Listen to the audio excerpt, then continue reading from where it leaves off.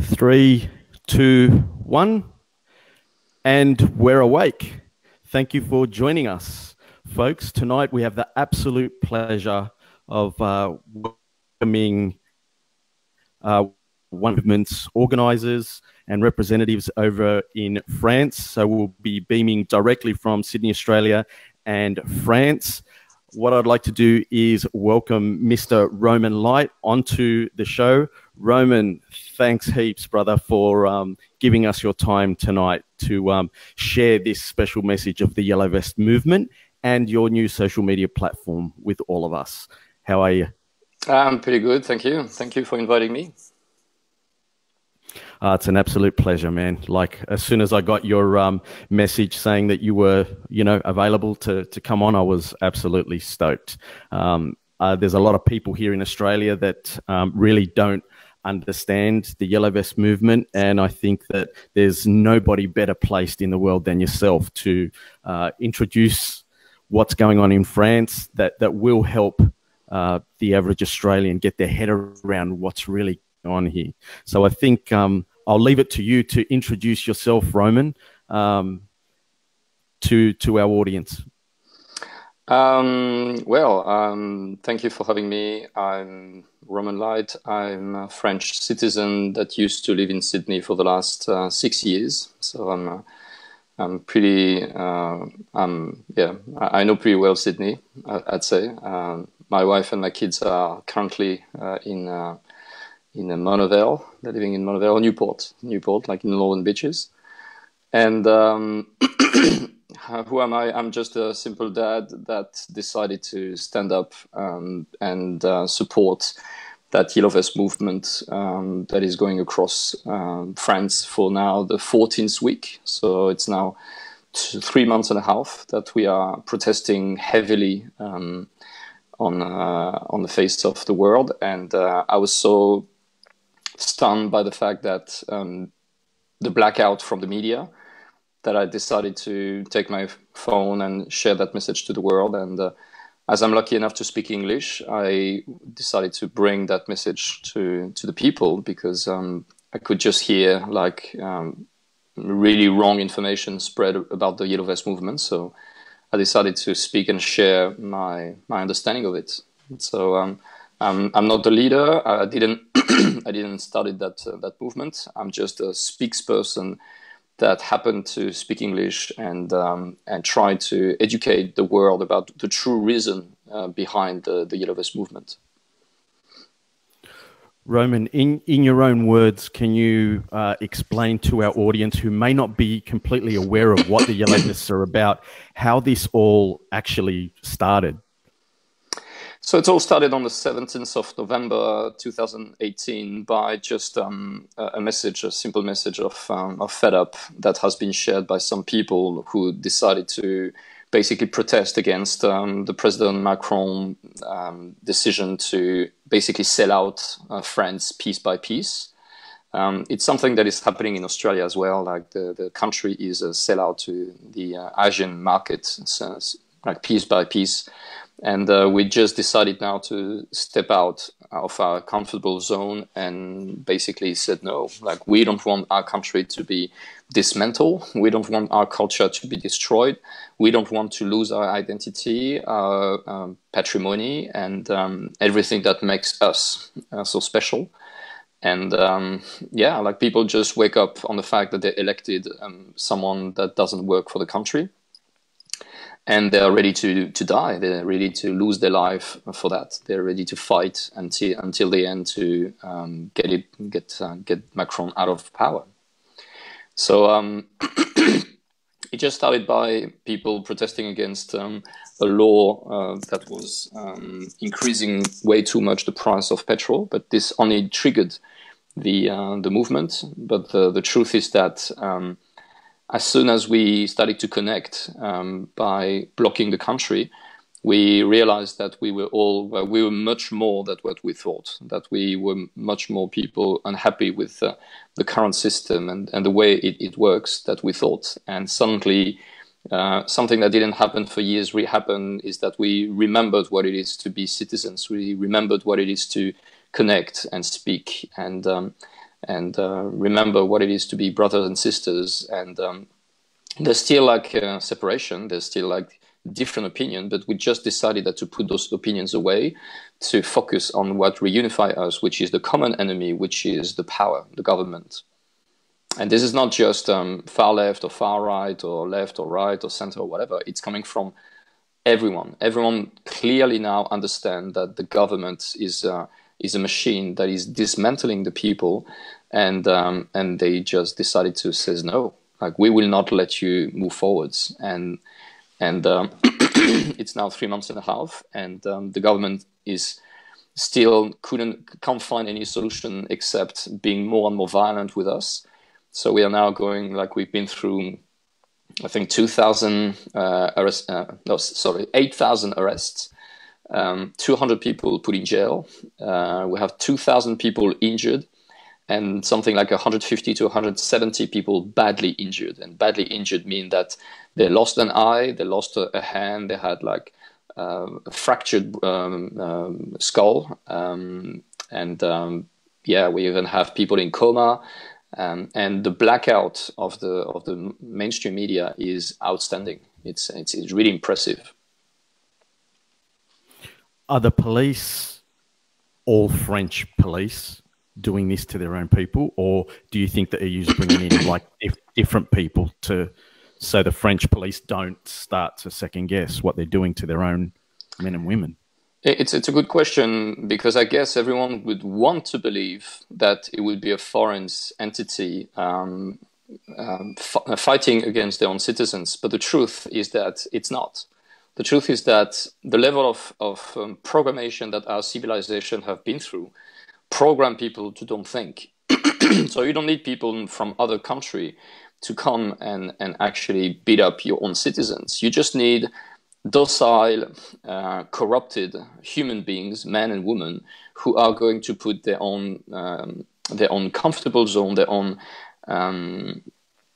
family perspective and social relationship before the nobility of their job. And they would just like deny people's right to protest, and they would just beat people up just because they've been told to do it. Not because it's good, not because it's right, but when you program a whole civilization to don't think, this is what's happening, you know. And this is a very important question, because often I'm reminding people that we have between 70 and 80% people supporting the movement, which represents probably something like 50 million people who are supporting the movement, like 40 to 50 million people in France supporting the movement. But we are only probably between 1 and 3 million outside. What it means? It means that there's 85%, 90% of the population which is supporting by thumbs up, you know, like the Facebook supporting. Like, yeah, good. Like, I'm behind you, brother, but I'm just going to watch my TV show tonight because I'm too busy, you know? And that's the civilization we live in. Like, people leave revolution like remotely. They're not engaging with it. So the same way we have people who are not engaging with the protests by probably a lack of courage, like by fear of being despair, fear of being delusional, fear of being disappointed, like and anything like this. And just because they're afraid, they would just not take the risk of putting their future in the balance. And this is exactly what the policemen are doing. The policemen choose their retirement, they choose their comfortable salary, like their monthly salary, instead of just dropping the weapons and be like guys, we're with you. And this is what's happening. It's not. I would have loved to see more European army doing the dodgy work, but the truth is that it is not. It is our own cops doing it, and this is a message for the whole world. Like, guys, what's happening in France could easily happen anywhere on earth. As soon as someone believes that what he's doing is right, no matter if it is or not, if it's going against truth and value, as long as the person believes that what the mission that he's been given by whoever authority needs to go beyond and before their own personal understanding, it's the beginning of the end. And this could happen anywhere on earth. I mean, like in Australia, you can see the cops. Like the cops, like they come with the big stuff, with the big like armor, Like, buddy, you're just a fucking citizen. You're here to protect and serve. Remember, you're not here to intimidate. You're not here to impose. You're not here to hassle. You're here to protect and serve. Remember? And they don't. They just serve, but they serve the wrong people. They serve the people who pay them. But they forget that the money is coming from us. We are the one paying the people who pay them. And that's that kind of cognitive dissonance that's going all around the world. People don't see truth. They've been programmed to believe in certain things, and that belief is the enemy. It certainly is, and most people can't get their head around the type of corporatocracy that we're like each country's falling into, and that the police have just become servants of the bankers and all of the dark forces, and everyone's forgotten we the people. And I think that's exactly what you guys are doing there. You're really leading the world in reminding governments and their servants that they all should be serving the people. And they need to be reminded of that. And I think you guys are really starting something so very important for the rest of us to really look at. Yeah, that's the true message of the Yellow Vest, is that the people are the power. We are electing people to represent ourselves. And as soon as we give them that represent power, they take it and they believe that they become the power. Well, the truth is that they're not. They are not the power. We are the power. And if we the people decide that something needs to be changed, it is not the representative that needs to tell us what it is. That a representative means represent. It means like I am present on your behalf. So when you're present on your behalf, you directly take the power from me, not by yourself. You should be not even a representative. You should be a spokesperson. A true representative is someone that basically represents the people. If I'm representing you, I'm not here to tell people what I think. I'm here to tell people what you think. And today, like we see all over the world, in America, in England, in France, like now we see that with the Brexit. Like the people said, we want to leave EU. And now they're like, oh yeah, but maybe you were wrong. I say, how can we be wrong? We are the power. Oh no, but you've been misinformed. Says, yeah, maybe we actually are informed, and because we are informed, we decide to leave EU. And as soon as you say that, they're like, no, you don't think well. We're going to show you how you should think. And that's where you're starting to say, wait a second, what? You're going to tell me how I should think? And that's when the people wake up. So I would say that Australia is still far way back, unfortunately, because it's the happy country. And we're only 25, 28 million people for a huge surface. But guys, just be patient. It's gonna come to you as well. Like the people in power are dismantling the whole country step by step. And one day or another, it's going to be your turn. If it's not going to be you, it's going to be your kids. And then your kids will do what we're doing now with our old generation and look behind and say, what the fuck have you done for over the last 50 years? What the hell have you done over the last 50 years that now we have to step out and do what you haven't done for all this time? So that's who I am. I'm just a simple dad trying to do good while it's still possible. And you're certainly helping to open a lot of hearts and a lot of minds, Roman, because, I mean, ultimately, this whole issue really boils down to the fact that we're losing the connection from person to person more and more every day. We're losing that humanity, and that's why this is really happening, isn't it, with these governments?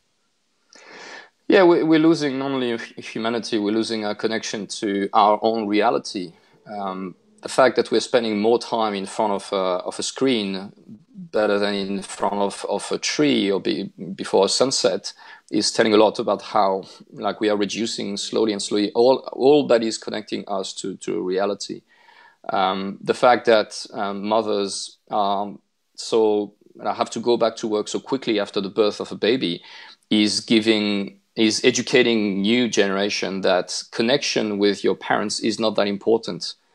And we are privileging personal career and personal drive better than being present for people who are really, truly important for us. What message is it giving to our future?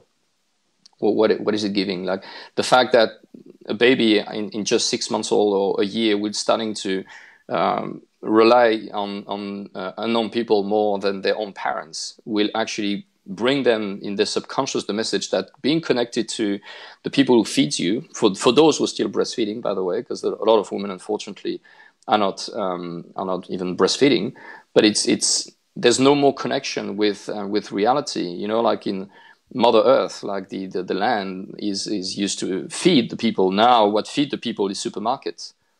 And it gives a lot, like in a global subconscious, it's actually dismantling that relationship with reality. Now we think that we can rip off the environment as long as the supermarket will be full of food, you know. But think for a second, like how the supermarket is going to be full of food if we're destroying the planet. So that's the level of separation and cognitive dissonance that we're going through in many aspects. I use the example of using your own individual social relationship as an example, but it happened in many different ways. It happened, as I said, in our relationship to nature and just like walking in a bush. I know in Australia, due to the indigenous tradition, people are still connected to the land, but for how long? How long is it going to happen? Like that generation is still connected, but what's going to happen for the next one? Because, you know, like since 10 years, 20 years now, we have like internet, we have smartphones, we have tablets. How long until the kids are going to grow up facing that screen more than facing a tree or grass or the beach, you know? Yeah, and if people don't realize that this is just wrong, like this is not okay. It's not okay to privilege so much technology over nature and what makes us what we are and who we are. This is just not okay. So how long are we going to stand out until we're going to realize that it's the whole world that is going in the wrong direction? It certainly is. And I think what you're talking about now is a big problem as to even just the average awareness of your normal person in today's day and age. I mean, here in Australia, most Australians have got no idea that our constitution, our common law, everything, all of our protections have been taken away in a very nasty, deceitful manner by our government. They don't even know the basics of it. Nothing's taught in school. It's just become a big corporate, joke. And yet our country's so beautiful. It's so painful to see, and I watched the protests live on Saturday night, our time, which is the Saturday over there in Paris. And I mean, man, I'm noticing the last 3 weeks, it just keeps getting more and more people out on the streets. It's like it's building momentum, and it's like something's got to give soon. I saw an article or something saying that Macron lifted the food prices last week. Is that right? Yeah. That wow. Man is unbelievable. Arrogant. Yeah, that man is unbelievable. They signed up a document a month and a half ago. This is called the Marrakesh Pact, that is allowing now, I think it's 1 million new immigrants per year for the next 30 years. And it's criminalizing people who are against this idea as under the anti-immigration law or whatever, So now, France is about 50 or 67 million people. So over the next 30 years, we have just signed up a document allowing 30 million new immigrants coming from a whole different culture to come in our culture without even our consent, without any negotiation, any talk, anything. And that guy signed up that end of January, like a few weeks ago. And what more can you say? What more can you say when the country is already on fire? That guy doesn't find anything else to do than just going and visiting pyramids in Egypt. Like, those people do not care about us, but trust me, they're going to care. They're going to care because now more and more people are upsetting, more and more people are getting out, more people see clearly through the veil, and they realize that they've been completely lied, that they've been programmed to believe that the people in power were serving them. No, they're not. They are not. They're serving themselves, or they're serving an agenda that doesn't go into your own interests. And now that they are coming for them, They just decided to come together, and the more the movement get bigger, and the more the police repression is strong, the more the people see the resistance and feel the resistance, and the more they're like, wow, it's like, you know, touching the bar of the jail. You know, like when you touch the bar of the jail, you're like, oh, wow, I didn't know they were there. And now what protest is about feeling the resistance of the bar of the jail. And when you feel the resistance, you're like, oh wow, you're trying to push, and the more you push, the more you hurt yourself, and the more you're like, oh wow, it's really a jail. I didn't even know that. But you know, until you try to push the jail, the bar of the jail, you will still believe that you're free. But the freedom is only something that exists into a frame.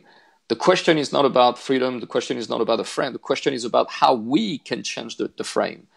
When the frame is imposed by someone else, like, this is not freedom anymore. This is dictator. This is like soft dictator, if you want to call it this way. But the jail is not even a problem as long as you have the power to move the wall away. But when the wall has been designed for you without even your consent, and you cannot change anything, and you can't even see them because, like, you live in that dream where everything is simple, everything is easy, while they are programming their like future plan, which is to basically have a global governance or global control, which is, by the way, completely dismantling. Like, the good news is that they're losing the power, and the Yellow Vest movement is one proof of that. But there's many other proof happening in America, happening in England, happening everywhere on earth, that they're losing the game. And like, my message is that, guys, just, you should definitely get your awareness about what's going on, because it's going to be global very soon. And very soon you're going to feel the bar of the jail more than ever you could have imagined in your whole existence. Because, like, this whole system hasn't been designed to make people happy. It has been designed to transform people into slaves. And until you're going to challenge that idea, you're going to feel comfortable. As soon as this idea will have to become challenged, then you're going to be very, very uncomfortable. Roman, speak to us a little bit about the remedy that the Yellow Vest movement has come up with to start combating this oppression by this government.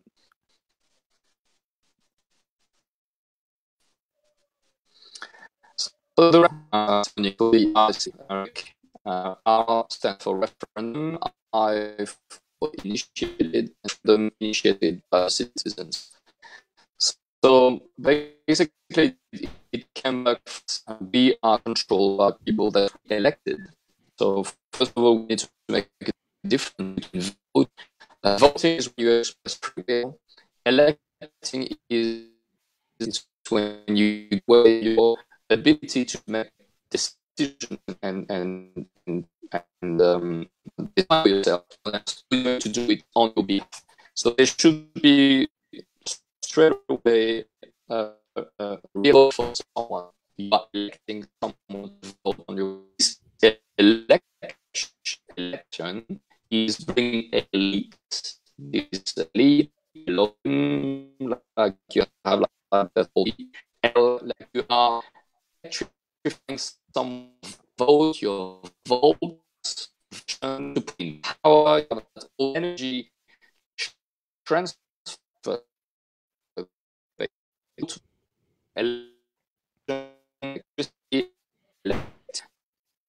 Your this where you cannot and is not going to learn and it's to please you all. It with fighting for political parties. Why any able to be having voting you owe me, you owe me something. Okay, I'm starting to give my people think that you manage to ask me to vote for that, and then they broke my mind. and like that on is happy is not so what in place is the RIC, which is that ability to trigger national referendum from our own initiatives. That's the solution. The solution is not to wait for people to ask us what we think about something. It's us standing up and saying, we want this to happen. And until this is not going to happen, they're going to do whatever they want with us, claiming that we live in a free world, claiming that we're in a democracy, claiming that they do that on our behalf and for our own good. As long as we are not capable of imposing our will, we are safe. That's as simple as that. So this is really like returning the power back to the people, which is the ultimate solution, isn't it? Yeah, the ultimate solution is our capacity to make decisions ourselves and learning from our own mistakes. Like the only reason why today people are saying that no, like people aren't wise enough, they're not clever enough to make decisions. And so who said that the people elected are wise? Who said that they're intelligent? Who said that they have diploma? And so what? Like, since when do you need a diploma to exist? Since when do you need a diploma of your life?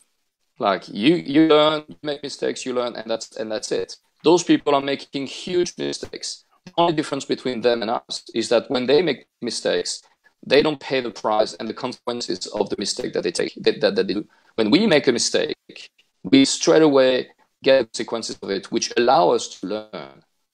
That's the difference between people and the elected people. The elected people are in that crystal castle where whatever decision they make, it doesn't impact them directly.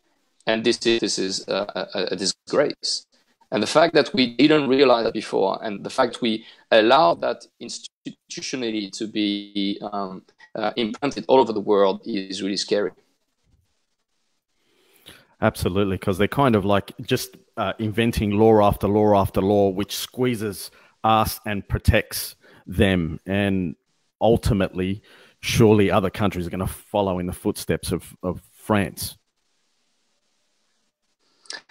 Well, like as soon as you start to realize that there's when the agenda is the same in every country, wanting to see the same vaccination agenda being implemented everywhere, when you see the same educational system being implemented everywhere. I mean, I understand collaboration between countries, yes, but up to a certain degree. Like, countries should be able to decide for themselves what they want. Like, not just that globalism agenda that is imposed on everyone. That this is not okay. Like, people should be free to decide what is the best for them. Why? Because every country is different. Every story is different. Every country is different. Every history is different. So therefore, why are we imposing the same agenda upon everyone? And the fact that it is happening should awake the people on the truth that we are controlled by the same people. The same people who are controlling our media, are controlling our finance system, are controlling our political agenda, are not asking us anything. They are not. They haven't been elected. Haven't been. We don't know what they want. We don't know. Like, we just hear some words here and there, but those people are hidden behind the people that we're electing, and they're the ones funding elections, and they are like each other. And I know it sounds like a huge conspiracy, but that's what it is. That's what it is. Like, when you see evidence of people collaborating and you never see anything, you only see the evidence, which is that everywhere on earth we see the same political agenda being implemented. We see the same frustration coming all over the world from people trying to do something to change the world, to have less poverty, more equality, less environmental damage, and all that. And everyone is exposed and facing the same problem, which is that they are powerless. They are politically powerless. They are physically powerless. And this is based on the same institution. Like, just the fact the Constitution of Australia, the Constitution of any country on earth, isn't written by their own citizen should actually make a huge red flag. Like, just the fact that people are not writing the laws that they should respect should actually wake up everyone. Like, wait a second, still write their own laws. people can write their own constitution. The constitution is something that they should be scared of. Since when it's okay that the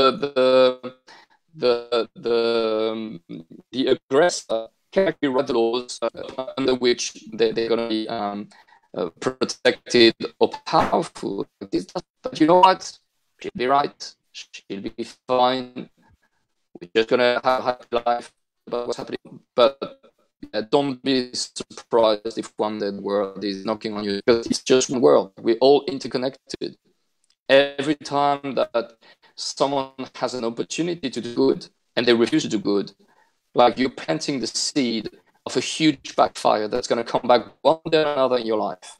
One day or another. Like life is a real bit for that. If you have an opportunity to do good and you don't, and this is what we're all proud of. You know, we're all proud of the veteran who sacrificed their lives so we can be free today, and all glorifying those old heroes. Where are they? Where are they today? Where are the heroes? What are they doing? They're putting thumbs up on Facebook. What are they doing? Where are they? Like, what are they standing for? Every time you're asking someone, like, what do you think? Oh, I think what the BBC told me to think. I think what CNews asked me to think. I see what ABC asked me to think. Like, what do you think as a person? Oh, who am I? Oh, yeah, wow, here we go. People don't even know who they are.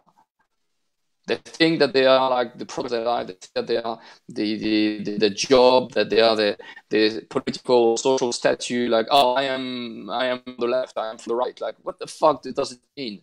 You are a human being. Do you understand what it means being a human being? Like, we have a bit of right. We have the Declaration of the Human Right. Where are the Declaration of the Human Need? Where is it? Where is the Declaration of the Human Duty? Duty to be human. Where is it? It's not. We just there. I have right. I have right. Oh, by the way, I have right too. I have right. I have right. Everyone has right. Great. But we also have duty. The duty to be the best person possible. The duty to have integrity, to have dignity, to stand up against oppression, to express our free will, to fight freedom for equality, not equality, but equality, to protect the weak. You know, everything that made our whole civilization strong was those values of protecting the weak. Today, we are spitting on the weak.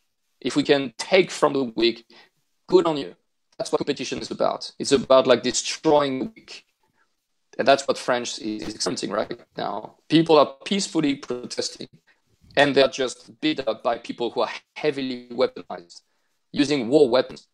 Like, have you heard about the last 3 years, how the whole world wanted to invade Syria because Bashar was gassing the population? Well, we have hundreds of hours of video showing Macron gassing their own citizen, using tear gas, using dispersion bombs, torturing their own citizen. Where is the global community? What is going on? People don't give a shit. Not a problem, guys. Wait a second. It's gonna come to you well. One day or another, like life is a bitch. You're gonna have a huge backfire. The vast majority of people that are relying on mainstream media to keep them informed really have no idea what's going on. They'd probably be wide-eyed like this if they saw what's going on in the streets of France, because they probably have no idea, because the media is just simply not reporting it at all. Yeah, and this is what brings us to the bigger problem that we're facing today, which is lack of communication, corruption of the information, and the fact that people can't get access to knowledge. They are educated based on what the system wants you to, and they basically tell you can learn about this, but you can't learn about that. And it's taboos, like saying, oh yeah, you can learn about this one, this one, this one, and this one, but this, don't even look at it. This is woo-woo, this is crazy people, this is stupid, like blah, blah, blah. And the fact that in France we have 9 billionaires who are controlling media tells a lot. So this is a crucial point. How can we get access to free exchange of information? And people who think that freedom, that Facebook is free, it is not. Like the fact that there's just 10 people watching that video says a lot. Like, I don't know how many times has been shared, but Facebook is controlling communication. Facebook is controlling where information is spreaded. because they are working for the same people. They're working for the same guys who tell them that information is allowed to be. So how can we get out of it? Very simple. You can fight against it, and you're going to lose your time, you're going to lose your energy. You can create something new that is better, that's going to attract people, it's going to bring the same level of freedom and not corruptibility that we want to expect from something that is made by us and for us. Yeah, it's unfortunate that we experience this type of censorship. Even just during this live cast, you can see that the numbers have gone down drastically as well. The audio and videos become quite choppy for no good reason. What's the solution to all this, Roman? I made a video a few days ago presenting a project that I worked on for the last few months. That is basically a platform that exactly looked like Facebook, except that it's not controlled by Zuckerberg and its team. It's actually controlled by the people, for the people. It's an entire new concept that has been put in place to allow people to become powerful again. Because social media is another word for beginning of civilization. Civilization 2.0, basically. So civilization is when people are starting to come together and they find common interest and they're starting to collaborate together to actually provide positive for the future. So when you start to connect and you start to talk to people, that's the first level. The second level is the organization, is the structuration, is what going to exchange. I'm just going to exchange services. And what we want is now, instead of having eBay side, Amazon on the other side, Facebook, Twitter, Pinterest, blah, blah, blah, all those people who are basically corruptible and are corrupted. And we saw recently, it's getting bigger and bigger now. The best example is his name, Alex Jones, the American guy. I didn't particularly like Alex Jones, but the fact that the same day, Google, Twitter, Facebook, Instagram shut down his account should tell everything about it. We are controlled by the same people, and those people control your life. They control your information. So as they couldn't reduce the amount of people watching his show, they had to shut down the whole thing. What does it mean? What does it mean that people, no matter what you think about that guy, no matter what you believe that guy is spreading in terms of, and I find him aggressive, I find him narcissist, I find him a dangerous person, but no matter how dangerous the person is, if people decide to listen to that guy and what that guy is saying makes sense, then therefore who the hell Google are to decide to shut him down? Who are you? And that's the big one. So the point is that until we're going to have countries governed by their own citizens, until we're going to have social media governed by their own citizens, we will not experiment freedom on this planet. I think the message is clear. Let me say it again. Until people will not own their own country and not just allowing government to represent them. And there's many opportunities. In Australia, you have that political party called the Flux movement. Flux. They allow you to vote your laws on your phone. Who knows about Flux? Who knows that you have the ability, coming from an initiative from brilliant genius in Sydney, by the way, who developed this application that allow you to have a true representative, which is someone that is accountable people he represents. Until people are going to realize that this is what needs to happen, that people cannot put a piece of paper in a box every 5 years and then go back to their life. This is not citizens. This is slave. The slave just put the name of their masters once every 5 years and they go back to the slave's life. That's not citizenship. This is not standing for your rights. So until the people will understand that they have to stand for their right, that they have to take awareness and control of the system they live in, they will freedom. And that's what this platform is about. The platform is about giving back the power to the people to take control of the platform through the referendum initiated by the members. It's the RIM, not the RIC. So the members will be capable of initiating a referendum, and based on that referendum, people would decide whether if this should be changed in the platform, this should be changed, this information should be spreaded or not, or this structure should be implemented in a different way. And I believe that this is the antidote to our problem, global problem, because that platform is an international platform that is going to support people from all over the world to be able to stand for what they feel is true. No matter if it pleases, as long as it pleases the majority, well, that's what is democracy. A free press, a free media that that the people are in control of. That's what we're really talking about here, isn't it?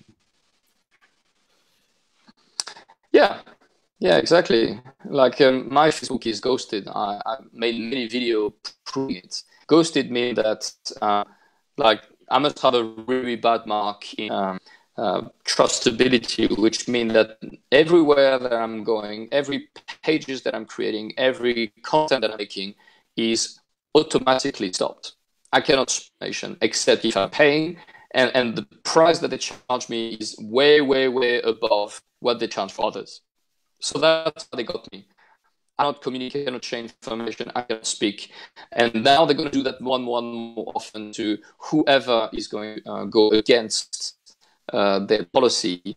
They're going to basically ghost them, which is not banning them, it's not shutting them down, it's just discouraging them.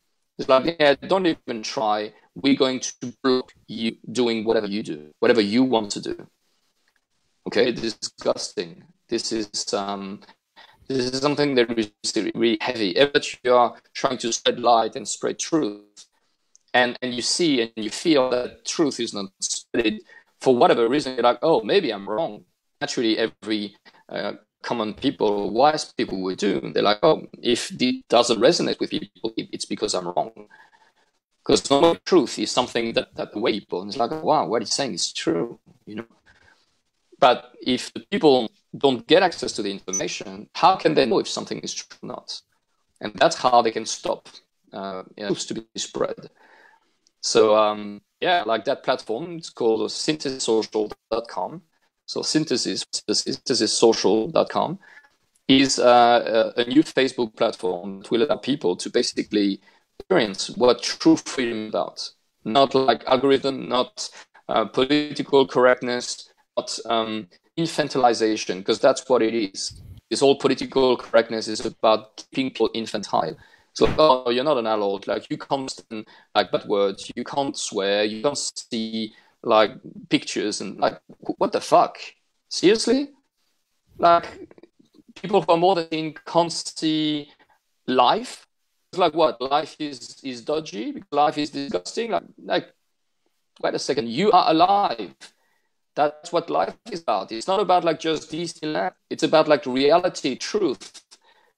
And they even remove that from us. We can't see horrible pictures because we don't want people to see horrible things. Why? If horrible things is happening, this is life sending you a message. You know, it's like people who eat meat every day and refuse to look at pictures of animals being killed in a horrible way. It's like, oh, okay, so you're just happy to have the pleasure, but you're not happy to see the truth behind it. I mean, you want to eat meat or not, that's not my business. I don't care, do whatever you want. But when someone shows you the truth about what's going on in those places, like, your duty is to face it. So at least you will sympathize with what you're doing, and you're really truly going to take on what's happening. If you truly believe that France is a great country, well, like, just look at France just for the perfume and the image. Look at France right now, what's going on. When you see people losing a hand, losing a foot, their skull broken by war weapons, just don't hide your face and turn your face down. Look at it. And you're like, do you stand for that? Accept this in your reality? Yes or no? And if you're not, what you do to change it out of just being thumbs up? Because this whole mentality mentality of thumbs up is also like our men will, our women will, our will to do things. I don't have to do things. I just have to put thumbs up, and I did it. Fine, I did my job. Brother, I'm supporting you. This is bullshit, and I don't want people to worship me or say that what I'm doing is amazing. Like what I'm doing, anyone can do. Anyone can do that. Anyone can just go inform, share content, educate yourself, spread the message, do something. Anyone can do that. I'm not special. Anyone can do that. I'm getting a bit upset, sorry. That's all right, brother. That's all right. That's what we need. We love that passion. What has led you to start working on this platform, Roman?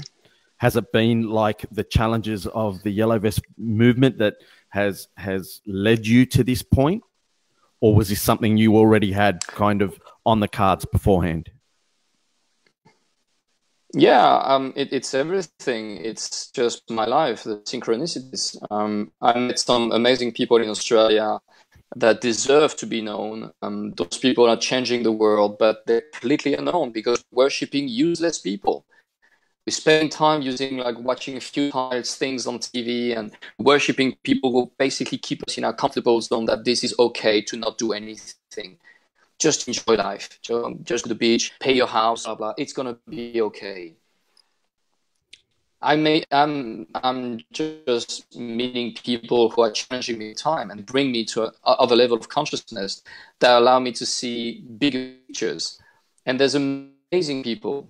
And so I met that amazing guy in Shankos that designed an alternative Medicare system, global alternative Medicare system for every human being on Earth. So we are not depending on clinics and hospitals to get access to information from hospital, called the D-Health Network. You can find it on healthnetwork.io. It's an amazing initiative, global initiative to change the world. And those people, I met them, I collaborated with them, and they just show me that it was okay to think globally. Like we can just inspire each other. Because the cake can look big, but when you get with others, it's fine, Like you don't have to do it by yourself. And then I've been contacted by that guy in Canada who, I created an alternative Facebook platform. Think about it. And I said, oh, great. Like I know that there's many alternative Facebook, but I never met someone actually made one that is open to create something the right way, which is decentralized. Every time they're centralizing something, you polarize attention to you, and you become center of corruption. It's happened with celebrity, it's happening with politician, it's happening with corporation. Every time someone is accumulating too much power, it becomes the target for corruption. So the solution is very simple. We have to decentralize power. So instead of having one person in charge of controlling the whole system, we need to have 10, 20, 100, 200 people controlling the platform. And we need those people being able to be changed and move constantly. So that's how we're going to be sure that it's not going to be corrupted. And until we're going to put that in place, until we're going to put in place systems that will avoid corruption at every level of our society, things are not going to change. There's some huge challenges ahead for all of us in that respect, like finding that balance, that middle ground between, as something becomes more successful, it's got this natural tendency to, form into a hierarchy. So it's a challenge to have that organization, yet not let it get to the point where it then can become too centralized, where the corporate way of thinking overtakes it and then changes the whole energy of it. Yeah, exactly. So how can we change that? You tell me. I think we've got some great examples going on right now, like with the Yellow Vests. It's incredible that it's been growing and growing, and the amount of people that are involved, and pretty much thus far from what we can see here, it hasn't become like a centralized movement, but probably has got like its problems going on in sorting that out. But we're seeing a great example of what's possible in a very challenging climate, might I add. Yeah, I am connected to the Australian Yellow Vest movement. I'm directly, I was there at the beginning of the Australian Yellow Vest movement, the American Yellow Vest movement, the Canadian, UK, Ireland, Sweden, Dutch, Norway Yellow Vest movement.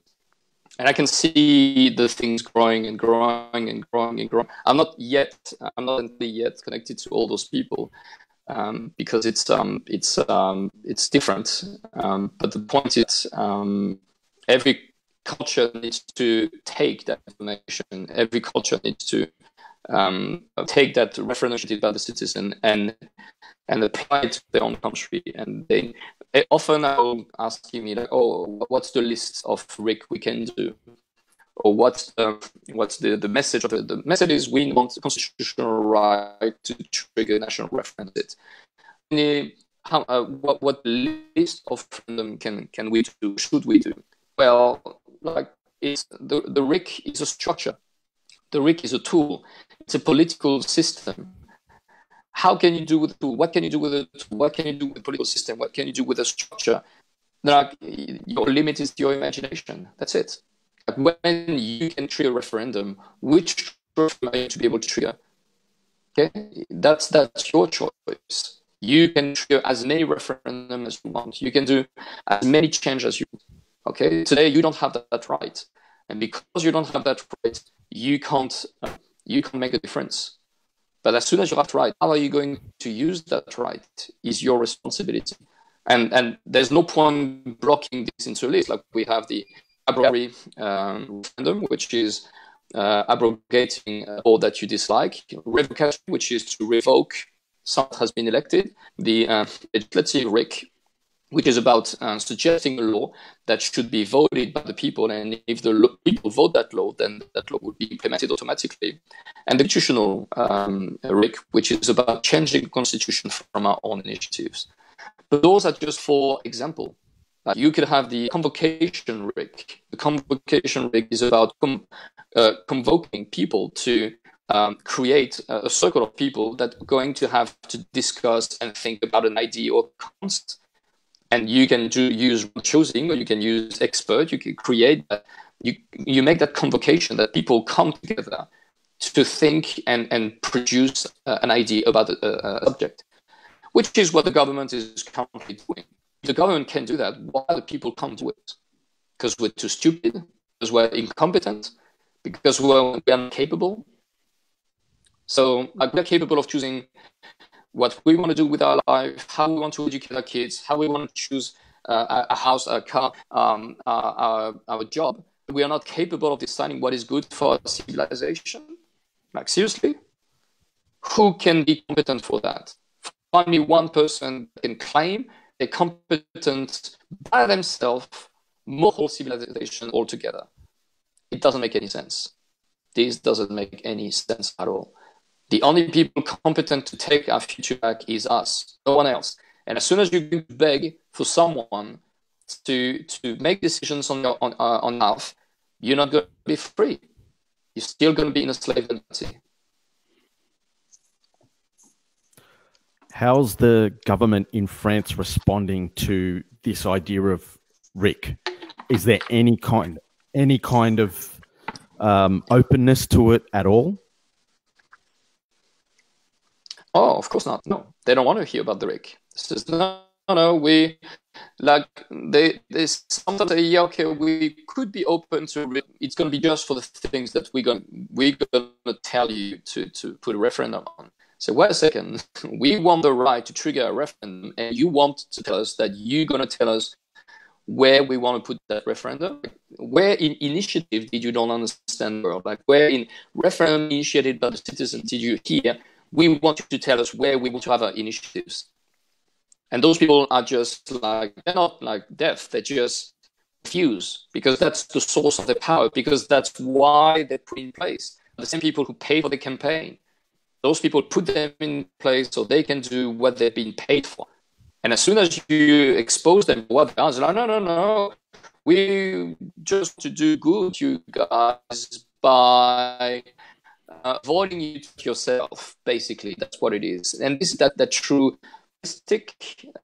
perspective, like where like your dad is telling you, no, you're too stupid or too young or too immature to make decisions on your behalf. So we tell you the level of freedom you can have and level of freedom you can expect. No, we're not. We're all adults. We're all responsible citizens, active citizens, and we want things the way we want. Why? Because we are the power. We are employers. You are the employee. Without our work, you do not exist. You're just political parrots there to suck at us better than us what we should do and what we shouldn't do. So why we should listen to them? So of course they're against the idea of the referendum initiated by the citizen, but they have no argument. Zero. No argument. It's like, oh yeah, people are not educated enough. Yeah, one person is educated enough. But a whole civilization, you cannot say that your citizens are educated enough, because if we are not educated enough to make a decision, well, maybe we shouldn't vote. We shouldn't even elect people. Because if we're incompetent to make our own decisions, then maybe we shouldn't elect people. If we're too stupid to make decisions for ourselves, who are we to elect someone to make them on our behalf? You know, like this doesn't make any sense at all. Zero. Every time, and that's why I'm saying this is the antidote. That's what I'm saying it's the antidote, because every time you're trying to move it around in whatever direction, it's going against logic. It's going entirely against logic. So, like, that's how she said that something's true. If you try to dismantle in whatever shape or form, and you always end up being, mate, that's right. This is logic. This is coherent. This is what's true. So yeah, they don't want to hear about the rig, but we don't care. We're going to impose it, and if we can't impose it, we're going to create that alternative platform, which is already in place. We will put the rig into that platform. So I'm not going to waste my energy fighting against the system. I'm just going to create another system and impose that system, that idea into that system, so people will start to think differently. Because you think following a pattern, like submitting to orders, following guidance and all that, you, like, no matter if you know it or not, if you're aware of it or not, and especially in Australia, like the headness of the authoritarian things, like you can't park, you have to follow laws all the time. Like, this is blocking your brain, like, and studies have proven that. Studies have proven that every 3 years old is a genius. Every 3 years old is a genius due to its capacity to think outside of the box. Like, you give a pen to a 3 years old and you ask him, what can you do with that? They will find 200, 300, 400 things that they can do with it. Okay? You give a pen to 8 years old, you're going to find usage of it. How the hell did you come from 200 to 3 in 5 years' time? This is called mind programming, mind brainwashing. As soon as you tell someone, oh, this is just a pen and you can only use it to write or put it behind your example, that's it. You only find usage to that pen. And that's how people's brain operates. We limit the frame of freedom. The more we limit the freedom of freedom, the more the people feel that they're free in that frame, because they don't push away the jail, the bar of the jail. My advice, push it. You will see the true face of democracy. This is what's happening in France. France are pushing the bar of the jail, and what they see is that democracy only exists as long as you agree with the people in power. If you disagree with the people in power, you see the true face of democracy. Roman, how do you think this is going to play out? What's your honest opinion? How do you think this is all going to play out over in France, like in the coming, months? What's your own view of it? My analysis is that we already won. and we already won. We didn't, like, we won in the intellectual realm, and physical realm will just follow. As long as people understand the idea and the idea is spreading, it's just a question of time, because you can't force people to forget. You can distract them, and this is what's happening in France right now. They're trying to say, like, oh, French are anti-Semitic. So, yeah, like, man, we hear the narrative for years now, like, oh, you're racist, you're anti-Semitic, you're blah, blah. I say, wait, fine, whatever. We are whatever you want. But what about the rhetoric? Like, the whole point is not to be distracted by whatever diversion, like, oh, you're fascist, or you're communist, or you're blah, blah, blah. And the time that you spend to defend yourself, that's where they win. That's where they win. Like, when people attack me, oh, you're a fascist. Yeah, if you want to see me as a fascist, what can I say? Maybe I'm a fascist, maybe you're a fascist as well. And so what? Which difference does it make? The point is, what is the rhetoric? And as soon as you bring back to the rhetoric, you feel them uncomfortable. You're like, no, like, I don't want to talk about the rhetoric, because, like, that's the place I don't want to go to, because that's not my job. My job is to divide people. Okay, as soon as you see that in people's eyes, like, no, I got you. You're not working for truth. You're working for collaboration, separation, diversion, and I'm not a part of that. I don't want to be a part of that. I don't want to feed your paradigm. My paradigm is to the people. So we'll have a choice. Do you want to remain as a slave, or do you want to have a choice to stand up for it? And the people realize that they are slaves. You do. They believe that they're free. Freedom is not about paying your bill. Freedom is not about working 40, 50, 60 hours a week to feed your family. That's not freedom. This is slavery. Freedom is not about having a license to travel around the world. Like, ask birds what they think about that. What they think about having a passport to travel around the world. Like, what birds think about it. What bees thinks about charging you for, like, traveling in area. Like, what the hell? This is completely wrong. But people get used to everything. This is due to the fantastic ability of humans to adapt to whatever situation. This is our best power, strength, and this is the worst curse that we're having. The worst curse is our ability to adapt to the situation. And no matter how bad the situation is, we're still going to say, yeah, that's fine. It's okay. It's only when it's really getting oppressive and violent and you can feel it in your flesh. And this is what's happening in France. The level of poverty is getting so huge. We are paying $40 billion interest into a global debt that no one can explain who we owe that money to. No one can explain, oh, we, France, borrowed money to private markets. I'll say, okay, why France borrowed that money to private markets? Oh, well, because they can't create money themselves. Oh, okay, why they can't create the money themselves? Because that's what we decided. Oh, but wait a second, like, for 2,000 years, the people in power created money and there was no debt. Why now do we have to pay $40 billion a year for the interest of the debt that could have been created by ourselves? No one can explain that. No one. It's like, wait a second, 40 billion? And what about 8 billion tax evasion that we can't stop because due to European laws? How can we stop? Oh, that's European problem. Oh, wait a second. We refuse to go into Europe in the first contract, like in the Maastricht. We vote against joining Europe, and the Parliament vote yes. So we've been forced to go in Europe, and you telling us right now that all the money that we are generating are going to tax haven because we can't stop that, because we are part of a group that we didn't even sign in for in the beginning. So we're losing $120 billion every year just because of that on a $350 billion economy.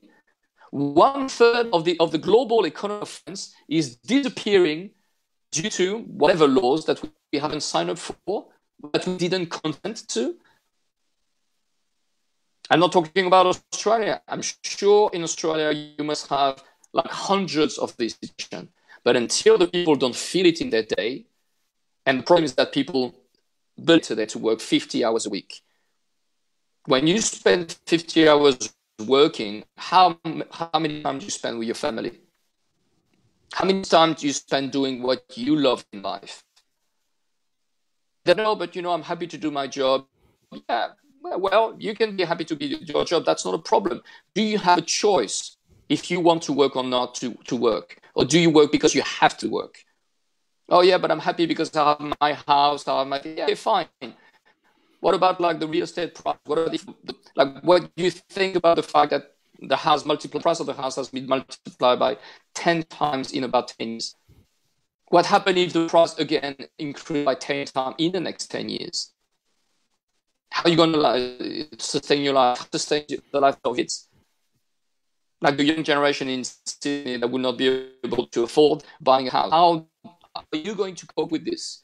All going to move out of Sydney because you are too busy working to pay your bill? That's what drives me crazy. People are just focusing on their own tiny little window. They don't want to see the big picture. They're not interested in that at all. And everyone's measuring and judging themselves due to this indoctrination, this enslavement. That's how people measure a moral and ethical level of another person due to how many hours they're working a week, how much they're dedicated to this system of slavery. And then we're just repeating that with ourselves then, everyone's trying to manipulate and get the most out of everyone else for themselves, exactly like the system's doing to everyone. The level of indoctrination here to undo that and really appreciate what you're sharing with us now is a little bit too much of a stretch for a lot of people. Yeah, we've been programmed to believe that it was okay to feed on each other, because that's exactly what those parasites are doing. This is the attitude of a parasite. And the mindset of a society is that we all need to be parasites. All of us. From the people taking the resource from the ground to the final consumer, we all need to be parasites. We are using each other instead of collaborating. In collaboration, it would be a win-win situation. In a parasite system, there needs to be a winner and there needs to be a loser. Someone needs to take, someone needs to lose. And that's the mindset of our civilization today. Like, there needs to be a winner and there needs to be a loser. Wait a second. Like, how the hell is this happening in nature? If the brain is winning and your heart is losing, how do you live? If your kidneys are winning and your lungs are losing, how do you exist? It's going against every natural laws. If the tree is winning and the mushroom is losing, how nature can work. It's all about collaboration. The bees are taking the pollen, and by doing the pollen, they pollinize. And by doing this, they have resources so they can sustain and exist. We are the only ones saying, oh, and screw you. Like, what the hell?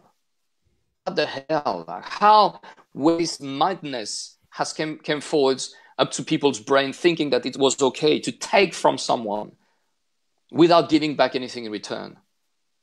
It needs to be a permanent exchange between people. When we talk to people, like I'm talking, you listening, you talking, I'm learning. It's an exchange. But in the corporation system, in the society we live in, people are used to take from others. That's not okay. That's not okay. It needs to be an exchange, constant exchange. Just the fact of saying thank you. Just thank you. That's the minimum courtesy of saying, okay, you give me a service, I'm going to thank you for your time. But no, like now, like people don't even dare to say thank you. They're like, oh, I paid for the thing. I don't even need to say thank you. Or he gave me something, I gave him money, and that's it. Like, well, no, it's not. Because that guy actually bought that product from someone else, sell it to you, add its margin, and he's going to be the parasite. He's going to parasite your free access to that thing just by like renting a place in a shop or whatever. Like, this is parasitic mindset, and we do that with each other all the time, even in a couple. We're not collaborating. It's about how can we take from each other. That's wrong. This is just wrong. And it seems to be getting worse because even the money itself is fake these days. $20 isn't even $20 these days. So everyone's so focused on making money, and it's not even real money. All right, I'm gonna throw a big bomb right now about what is the nature of money. And this is something that most of the people don't get. They don't understand what money is. Money isn't real. Money doesn't exist. Money has been designed to be the media between your thoughts, what is in your mind, and reality. Let's take an example. You want to create a house, okay? If you're by yourself on an island and you have to create a house, it's going to be pretty complicated. You're going to have to find the resource, you're going to have to cut the wood, you're going to have to find ways to build the things and blah, blah, blah. Money is going to be the media between what is in your mind and what is going to be manifesting in this reality. Money is a pocket of time. It's the envelope that encompasses time. And the people are worshipping what encompasses time more than the time itself that is inside. The time that is inside, that is stored into that bag, is the true value of things. It's the ability to transform what is in your mind into real things through that acceleration of time that is in this bag. When you start to worship the bag more than the time that is inside of it, you lost it. Okay? The bigger the bag is, the more power you have, because you have that capacity to manifest things in life. What you're going to manifest is the true question. It's not about the size of the bag. It's about what you're going to do with the time that you collected, with that capacity of time that you collected. Okay? If I wanted, for example, to build even an axe, I need to cut a wood. How do I cut a wood? I need something that can cut that wood. Then I need to have a metal. Then I need to have a forge. Then I need to work on the thing. And all this time, I can just go into a shop now and pay $10 and have that axe. So the money represents the time that it takes to transform something into something else. Okay? When you start to worship the bag that contains that time, which is the bill, which is the check, which is the number on your bank account, more than the capacity that it will allow you to transform reality according to your value, that's where you lose yourself. That's when you're starting to completely lose yourself. Because existence is not about collecting the bigger bag of time. Existence is about, in this time lapse, what am I capable of doing to change the world, to be sure that when I'm going to die, when I'm going to come back after this life, because there's no end. By the way, guys, sorry, there's no heaven, there's no hell. It's based on what you do in this life. And when you're going to come back, if you planted the seeds of heaven, you're going to collect heaven. If you plant the seeds of hell, you're going to collect hell. That's the simple message. It's not rocket science. You're not going to go into a different dimension when you're going to live forever with your friends and family, because this is going to be boring. You're going to enjoy your friends for a few days, a few weeks, and then after a while, you're going to be like, get me out of here. Like heaven is not about being in a happy place until the rest of life with the same people. This is not heaven.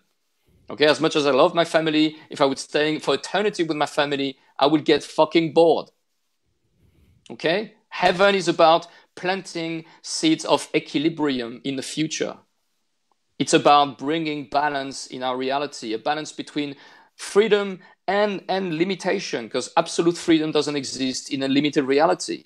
We're here to experiment something that has been designed to allow us to experiment an interesting experience in the limit of a frame. If there was no gravity, there would be no existence. If there would be no attraction, there would be no way to walk on the ground. So we need limit to be able to experiment freedom. The question isn't about that. It's about how are you going to constrain your own freedom based on your own choice, and how are you going to explore that freedom into the frame that you designed by yourself. That's the true core of the questions. And most of the people couldn't care less about those questions. They're happy that someone else designed the frame, and they're happy that they can experiment a form of freedom into that mindset, into that frame. Well, sorry guys, but you are in jail. You just don't know that. That doesn't make you free. That makes you a fool. And what you're talking about now, Roman, is the true wealth of the human spirit. And those who may not fully grasp exactly what you're talking about, that is the ultimate trap, isn't it? Of believing that, you know, what's going on here in this 3D constrained experiment that we're in for 80 or 90 years or whatever it's going to be, that this is the be all and end all. Yeah, some people, like when I'm asking people, what do you think is the enemy of humanity? Every time some people would say, oh, like it's ISIS, it's corporation, it's the aliens, it's the draconians, it's whatever belief. And my answer is very simple. Like, the enemy of humanity is our own belief system. It's what we believe to be true. If as soon as you believe that something is the enemy, then therefore this thing will happen to be your enemy. If you believe, if you understand, and not believe, if you comprehend that the only enemy that exists is your capacity to sabotage yourself through your belief system, and you're going to believe like things that are going to be possible, not possible, true, not true, that's the true enemy. Like, you can think whatever you want, but you, as long as you take a distance, you as a person, you as a being, sorry, not a person, you as a being, as long as you take the distance between what you think and what is true or what you believe, that's how you can experiment freedom. Okay, but as soon as you're starting to live through the belief, as soon as you start to live through what you think is true, that's when you're starting to lose yourself. And we find ourselves in this problem because the average person is not doing the real inner work, the real job that we have to look within ourselves. And because we're not doing that inner work, now we're finding ourselves being kind of prisoner to our own lack of being able to reimagine the situation and what we're really capable of. So here we are in this shit fight, completely constrained. Yeah, the beauty is that I believe that reality is perfect only because reality is. As soon as you realize that reality is, you have to admit that it has to be perfect, because if it wasn't perfect, it will not be. It will just automatically disappear. It will just, if there was one fraction of existence that wasn't coherently organized following a pattern or an architecture that is so much bigger than anything you can imagine, the whole castle would just explode. But the truth is that reality is. And if reality is, then therefore we need to admit that it's perfect.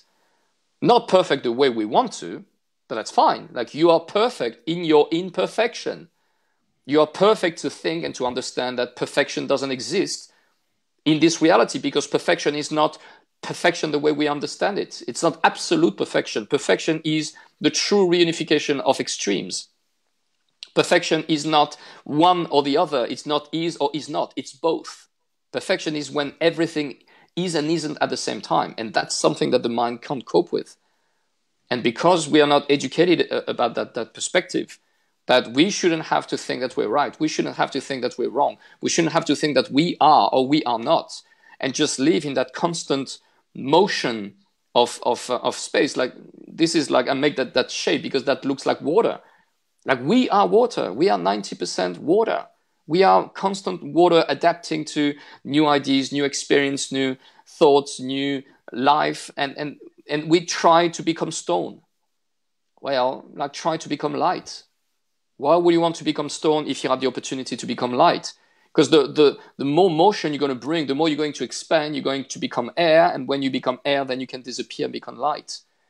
And the beauty of inspiring others is all about that. Like, my name is Roman Light. My true name is Roman Lucian.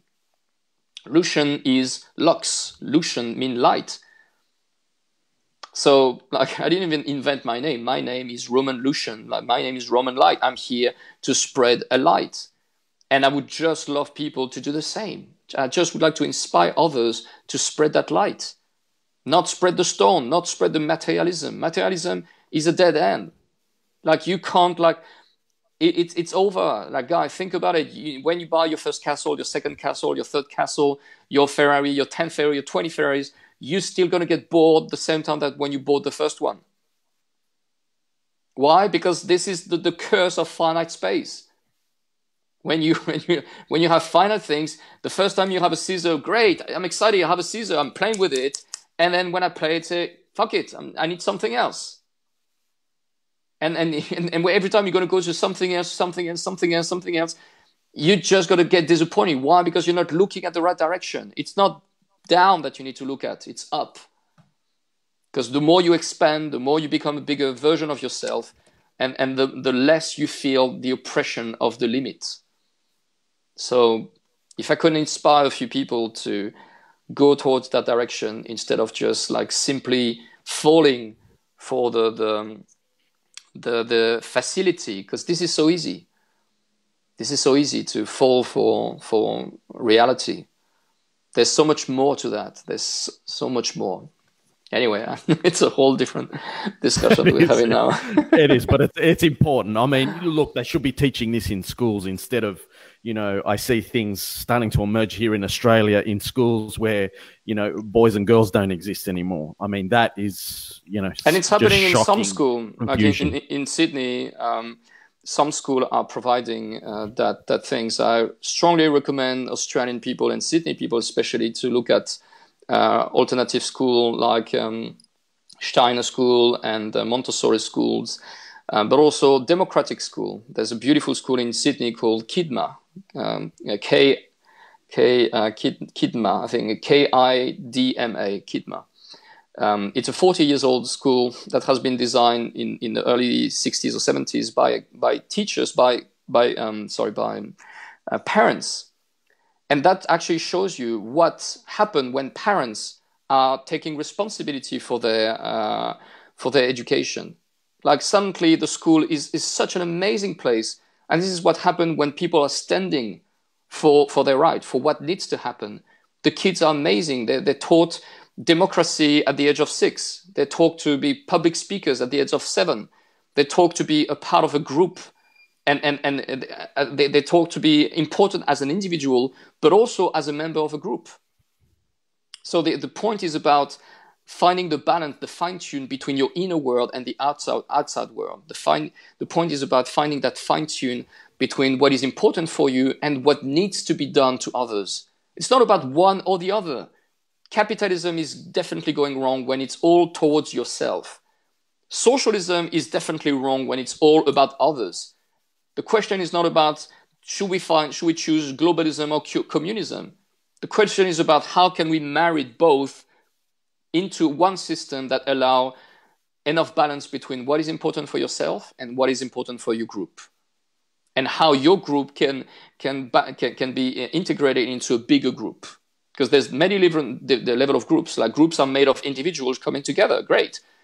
You are a group with your family, and then you have your suburb, and then you have your city, and then you have your country, and then you have the bigger picture. Like all those groups needs to find ways to collaborate together. So it's not about is it one better or the others. It's about how can we merge them to actually manifest better goods. And as soon as someone is going to choose one extreme or the other extreme, like the problem today is that we all can be extreme capitalistic, which is like selfish, family-driven, blah, blah, blah. Or you have to work for non-for-profit. And you just basically like give your time away for others. Why can't we find that balance between what you give away and what you take from? Why is it so complicated to even understand that concept? Why is it so complicated that you don't have to be pro or against refugee? You just need to put in place laws that are balanced, that allow a fair amount of people to come based on what citizens decide. Not politicians, what citizens decide. And this should happen in school, it should happen in politics, it should happen everywhere on earth. So if you guys are in Sydney and need some information for your kids, I strongly recommend you to, at least if you can, support school like KIDMA and school like KINMA,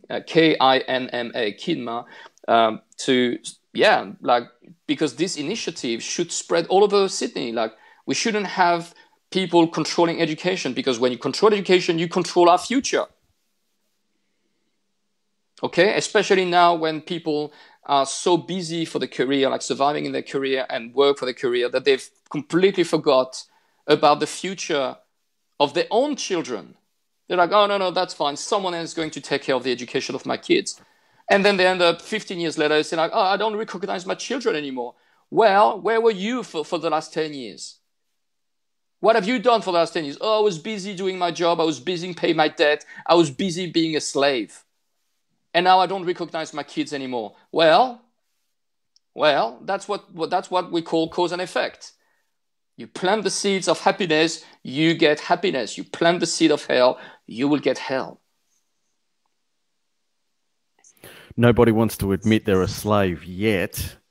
When the time comes to make the choice, so few make a conscious decision to not be a slave.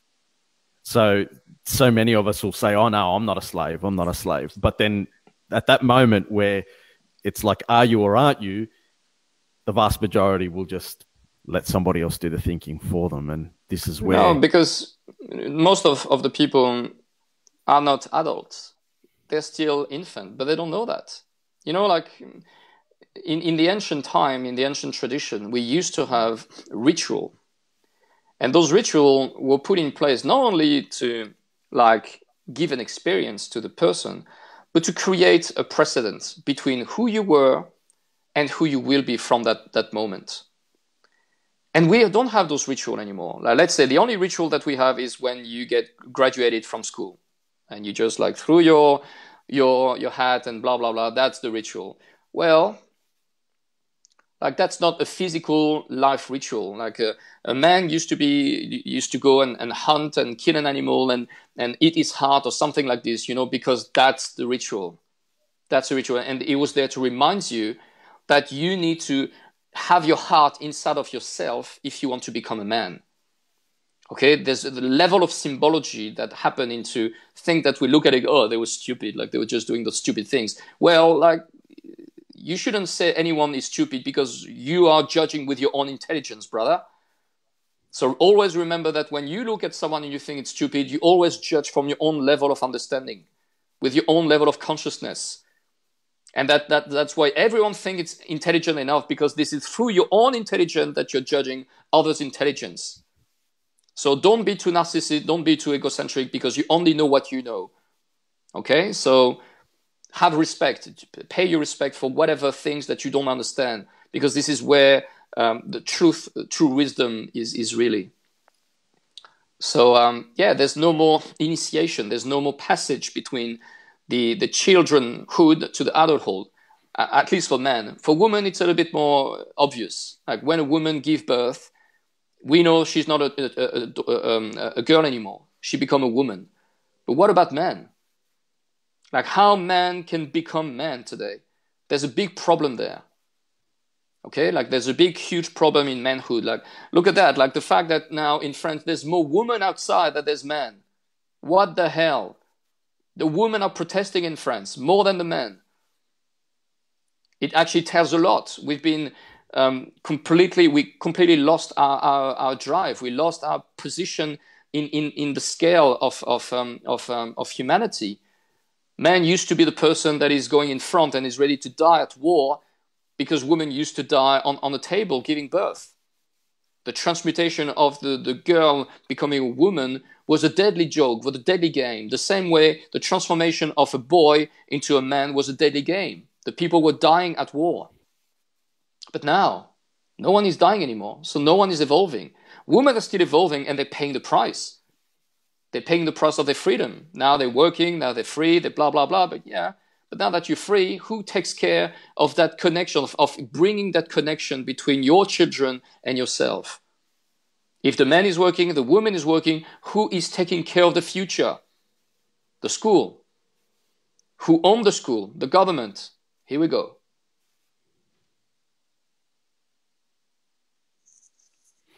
Yeah, well, I mean, ownership, you know, the government pretty much owns our children even here in Australia.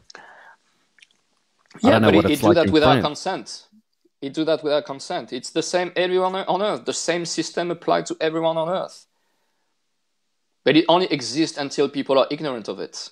When people are aware of it, when people realize this word is quite clear, realize. Okay, real eyes. When you have your real eyes back, when you put your eyes back to reality, and you're like, oh wow, where were my eyes until now? They were lost behind fogs. You're just lost in coma, political correctness, coma. And people don't know that they're in coma. They think that it's life because everyone is in coma. Everyone is asleep. Everyone is like, no, it's fine. We're happy. Look, I'm paying my bill. I'm going on holiday. I'm exploiting poor people in different countries. I'm happy. Well,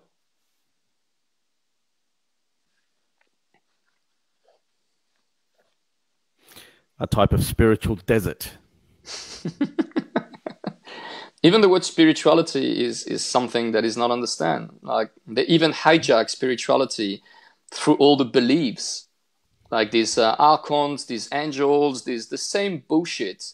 We see the patterns coming from the same people, the same narrative. Believe into things that are stronger than you, that can corrupt you more than yourself. Well, this is not freedom. No matter if it's government, if it's angel or demons, if you believe that something is bigger than you, and stronger than you, make decisions on your behalf, then you are the fool. So even in the spiritual realm, you have a lot of people who come in with beliefs. No matter how you call them, those beliefs, all the beliefs are the enemy. And the only one controlling those beliefs is yourself. So the only way you can free yourself is by freeing yourself from any belief that you have. And as soon as you get rid of that, then you will experiment true freedom. But it's not easy. I was about to say, Roman, I mean, look, the average Australian would have a hard enough problem seeing past their own political beliefs of left and right. Just that alone is, and I'm saying this from the heart with love and sadness of sorts, because I mean, I'm experiencing this directly, even just with my own father. It's difficult to work through this process with people. Yeah, I was lucky enough to have worked on my father for a few years now. My father used to be a cop, so I've been educated into a very framed education. And when I had the chance to re-educate him, I took that chance and I worked on him for years and years and years and years. And it took me a long, long time to be able to make him open his eyes on what? On the first point of it was his true nature. Because my dad is a part of that generation of hypersensitive people who basically denied themselves the access to their own emotions. How? Through the belief. Again, always getting back to the same enemy, the belief. He was believing that feeling emotions was associating him to be gay. That's the mindset of that old generation. So I had to make a huge work to make him stand for his emotional experience and own it. And it's only when he came through that experience that he freed himself from his own belief system. And suddenly he's starting to allow himself to challenge what he thought was true. And because he did that, he allowed himself to actually transcend that limitations. But until someone is, and I'm sure the young generation are going to do that a lot with our generation. The young generation are always there to bring that chaos in our existence, so we can challenge our belief system, and we can actually move into a much better place. That's the role of the new generation. And the role of the old generation is to stand and open the path for those new ideas to come. That's a good way to put it, actually. And, when we look at the order structure of most Western countries at the moment, it's been there so long that it's stagnant, it's corrupt, and I think a little bit of chaos in the mix to reimagine it is a really positive thing, not a negative thing at all. And we're seeing that in your neck of the woods over in France, are people bringing some chaos to that rigid, stagnant order that's just corrupted to its very soul. Yeah, another very important point is that people don't understand that even the words chaos and the word structure are completely misunderstood. People are worshipping balance, for example, thinking that balance is the final place you want to be, but they don't understand that balance is boring. And the whole purpose of existing is to actually find that fine-tune between a boring balance and an irrational chaos. It's not about choosing one or the other. It's about accepting that you have to go through one and the other. And life is about balancing between chaos and structure, and chaos and structure, and chaos and structure. And that's okay. That's okay. It's not about you doing what you want when you want it. It's not about choosing one or the other. It's about experimenting both and accepting both. So when some people are asking me, oh, how do you cope with what's going on in France? And I'm pretty comfortable with chaos. I enjoy chaos. I understand that chaos is momentary because structure is boring, but chaos is energy consuming. That's the basic description of it. Chaos requires a lot of energy to do what? To destructure the structure. Because when the structure is solidified, it takes a lot of energy to move into something else. So that's what's going on in our world. Like, we have a very heavy structure, but we also have some very powerful tool, like internet, for example. Internet is a pure chaotic energy. It's an energy of not materialized information that can go all across the world in 1 second, the way we do it right now. We are talking, I'm in France, you're in Australia, and information is dematerialized and allow that chaos to spread into a whole civilization. So it's an energy that is instant, that can spread ideas, that can spread information in a blink of an eye. And this is a very powerful tool. That's why if you control the way information is spreaded, if you control communication tool, you're controlling the people. If you control the people access to information, you're controlling them. You're controlling their mindset, you're controlling their education, you're controlling the way they see the world. So that's why it is so important to have that platform that will belong to us, because no one else than ourselves should tell us what we want to see or what we don't want to see, what is good for us and what is not good for us. Anyone else than us should tell that. We don't need any mommy and daddy telling us, oh, you're too young or you're too old to watch this.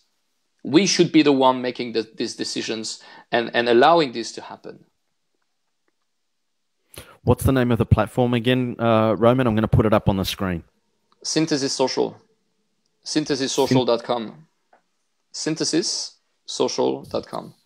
Synthesis social? Social.com, yeah. Okay. Is that right? No, Synthes. Synthesis.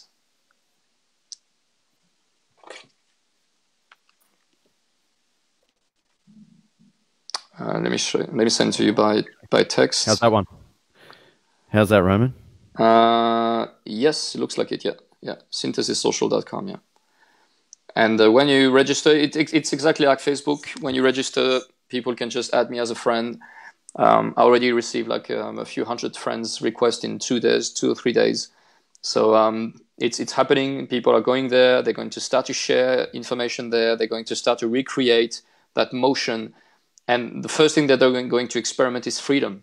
They're going to see, oh, wow, I can now start to see everyone's wall, everyone's experience. Not just what Facebook wants me to look at, everyone. And this is how synchronicity used to happen. Like, I used to go on Facebook and just pop up a documentaries that I would never heard about in a whole different way. Suddenly that documentary was popping up in my face and I was like, okay, watch this. And I was watching it and I was learning something from that. It's not happening anymore. Now, like, Facebook is controlling every time information that you can or cannot have access to. That's not okay. As we're approaching the 2 hour mark, Roman, what's some advice that you've got for the yellow vest movement here in Australia? Well, the first advice is to get rid of those control social media, because as I said, until you realize that you're in jail, you cannot experiment true freedom. The second advice is to grow some balls, basically. Stop being a pussy. Stop being afraid of your own fear. Stop being scared of your own shadow. Stop thinking that you have anything to lose. The only thing that you have to lose is your illusion. And that's coming from a great movie called Instinct with what's his name?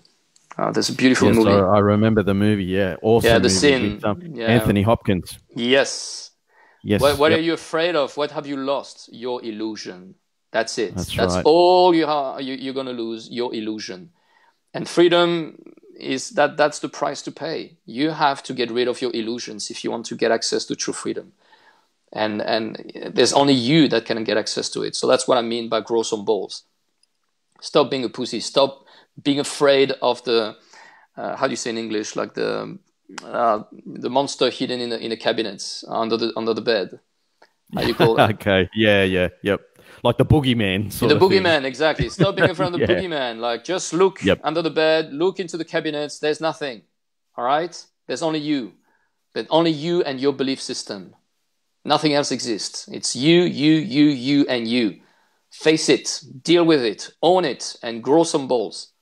That's the only advice that I have to say, because as soon as you will become a better version of yourself, as soon as you will expose yourself and shine your true light, not the light that someone else wants you to shine, but your true light, based on your own true fingerprints, you have a destiny. We all have a destiny. Just own it. Own it and stop wait for another one to reveal it to you. Stop worshipping someone else's destiny. Worship your own. That's the message that I have for the Yellow Vest. And by the way, I don't want people to speak about Yellow Vest. I want people to speak about active citizens. We are not Yellow Vest. We are active citizens compared to all the asleep people, non-active. And if anyone tells you, oh, how dare you claim that you're active, and I say, buddy, active citizen is not putting a paper into a box every 5 years. An active citizen is someone that is ready to fight for the future, is ready to fight to sustain your life. And you would see all those people, none of them would be able to fight for their future. They're just going to be sitting on their bum, putting some ups on Facebook and being happy with that. So my only advice is stop being a friend of the boogeyman. Just go face the truth, educate yourself, go outside of your comfortable zone, just get back to an exciting life. Not that ordinary comatic existence. Like it's great to be in a comfortable zone. If you're happy with that, great. Just open your mind and see everything that you're losing. Every time that you choose something, you also make the choice of not experimenting all the billions of thousands of billions of opportunities you could have made. Remember that every time that you're doing something, and especially when you're doing something that has been planned by someone else, when someone else told you that your life needs to be done this way, this way, this way, and this way, always remember that when you do that, you're living someone else's life, not yours. You're living someone else's destiny. And if the destiny of that guy is for you to serve him, then you are his bitch. You're his slave. Okay? So own your destiny, own your life, grow some balls, stop being a friend of yourself, and discover who you are. That's the message of active citizens. I'm loving that, brother. That's absolutely awesome. And I'm looking forward to actually having you back on again, Roman, if that's all right with you, because I mean, I could go on for another 2 hours, man. To be quite honest, just talking about things. You know, it's nice to be able to explore, you know, the deeper issues that are going on instead of just scratching the surface. Well, I'm doing my best to inspire others. I'm just a dad trying to bring a better future, truly bringing a better future for my children, and not participating to a system that is destroying everything that I'm standing for. So if that message resonates with other guys, then you know what you have to do. One final question, brother. How's this process since it's all started? You mentioned that your wife and child are still here in Australia. Yeah. How's this all kind of like affecting you just on a personal level as a man? It's really hard. There's a lot of it is really hard because it's again going against what I'm standing for. I'm standing for finding the fine tune between what needs to be done to the world and also what needs to be done in your own circle. And I know that what I'm doing right now is I'm not honoring that personal circle, but that's again a sacrifice. It's a sacrifice that I'm willing to do. I'm not going to do it forever. I'm here for a certain period of time, and that I hope I'm going to be back in Australia pretty time soon to be present with my family again, and be the dad that I need to be, as well as the warrior for the world that I want to be.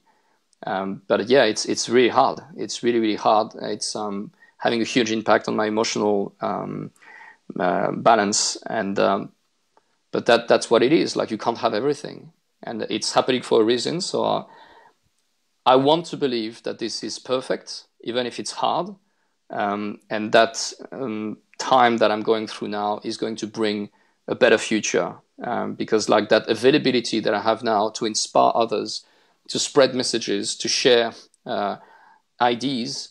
I believe that this time that I'm giving, which is my only currency, the only currency that I have is the time that I want to spend into things that I respect.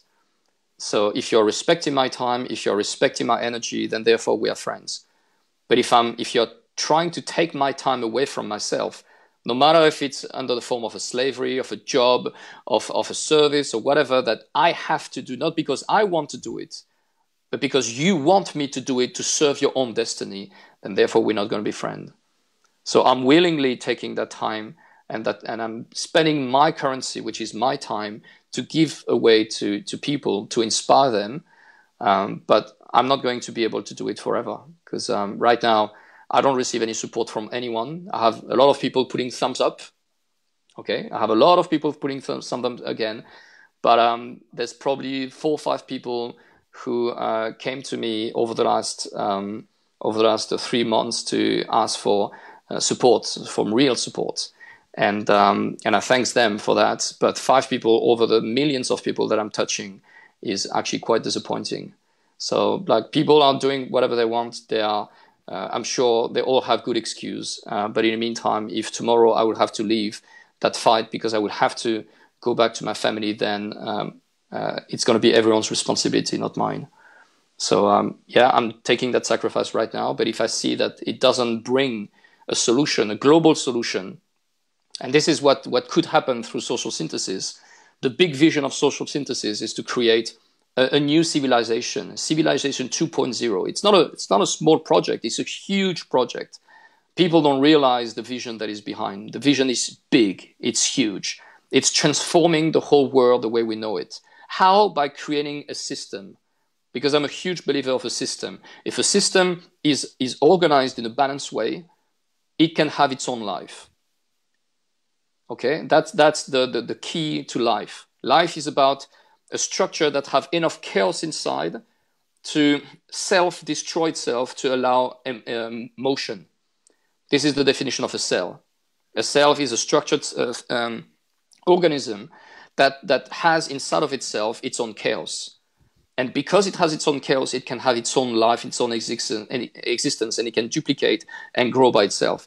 I try to design that Facebook, that alternative Facebook platform, in a way that it would have its own life. And if it's working, and how it will work, just by people bringing their currency, their monetary currency and their time currency. Okay, the time currency is the attention that you will give to that platform, the energy, the information that you're going to give. And if you can bring that financial currency as well, this has the potential to change the world. I don't know if people realize what this project is about, but it is huge. It is huge. It's not just, I don't see Facebook as just a social media. I see it as a pre-civilization concept. I just want to push social media into social media 2.0 and social media 2.0 into civilization 2.0, a civilization in which people will have the power through the referendum initiated by the members or by the citizens. And only by experimenting this into that platform, we can change people's mindset, we can change people's brain, we can change people's habits, and those people can start to inspire others. That's the plan.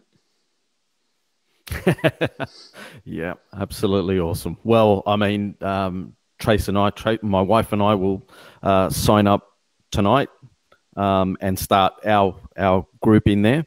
Go for it. Start your open group. Our profiles and stuff. Exactly. So and if you really guys can afford, if you guys can afford the membership, the $15 a month membership, please do so. A lot of people on Earth will not be able to afford to pay $15.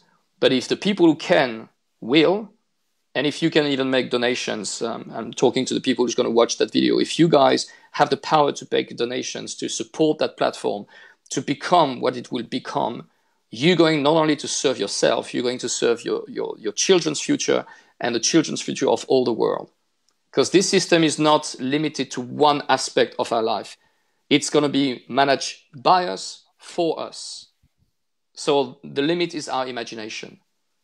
Okay? So it's not a Facebook. The money is not going to go back to one person. It's going to go back. It's a self-feeding concept. Everything that you put in, you're going to get it back in a different way. Through the form of information, through a form of business, or through a form of direct services that you're going to receive. So it's a self-feeding system, and this is my definition of life.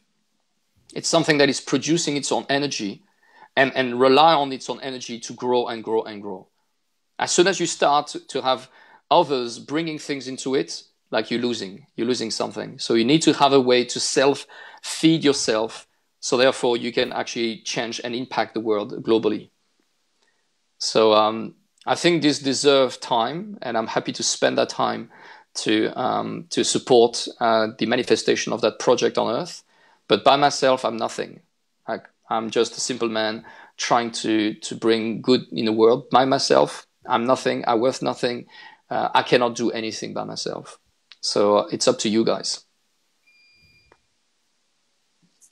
Roman Light, thank you so much for giving us 2 hours of your time. This is absolutely wonderful. I'd like to just apologize to the audience. The first 45 minutes or so, we had very, very choppy audio and video. You know, after that, it was absolutely beautiful, but we'll 100% get Roman back so we can discuss these issues in more depth. That'd be absolutely wonderful. I really enjoyed it. It was already quite deep, Roman. Like, yeah. It was already quite deep. I don't know if I'm going to be able to go deeper than that, but it was already quite deep. Let's set up another call with pleasure, brother. And maybe next time I'll be in Sydney, Roman. So you can interview me face to face next time, maybe. Yeah, man. Well, my wife and I, we live pretty close to where your family is, so I'll be in touch anyway afterwards. So if we can be of help to you guys in any way, we're here at your service, brother. Thank you very much, guys. And yeah, last message: if you guys that watch this video find anything valuable in this video, your duty as a good human being will be to share it. Not because I want to be famous. I don't want to be famous, guys. I just want to go back to my unknown space with my family, doing my stuff on my side. I don't want to be famous, but I want people to hear that message. If it resonates with you, if it really makes sense to you, you only have one duty, which is to spread it. That's it. Because that's the only thing that system doesn't want us to do, is to spread the light. They just want to hide the light as much as they can with all the darkness and the shadow that they can do. And like, I can be just that tiny candle, but if that candle can turn on other candle, then we can create a massive bushfire. But if that candle just stay isolated into a cave, and my light is not big enough to be able to spread across the world. So I need to relay that light to everyone. All right. So thank you for inviting me. It was a pleasure to be here, and just send me just receiving that vibration from Australia makes me feel really, really happy. I can feel it from here. It's really pleasant, and yeah, like anytime, brother. we look forward to having you back on our soil very soon, hopefully. It'll be my privilege. Thanks heaps, Roman. We'll talk to you again real soon. Thank you, brother. And for everyone in Australia, we have the Yellow Vest rallies and protests on this Saturday and Sunday all around the country. Please log on to the Australian Yellow Vest Alliance.info to get information on your capital city or regional centre on what's going on this Saturday and Sunday. Here in Sydney, we'll be meeting at Town Hall at 11 a.m. So anyone who's anywhere near Sydney, if you guys watched this live cast or will be watching it in the coming hours, days, leading up to the weekend, please put some time aside to meet up with us over at Town Hall this Saturday at 11 a.m. We'll see you guys there. Until then, keep your head up, keep your heart strong, and we'll see you on the next one. Thank you, folks. Bye. Bye.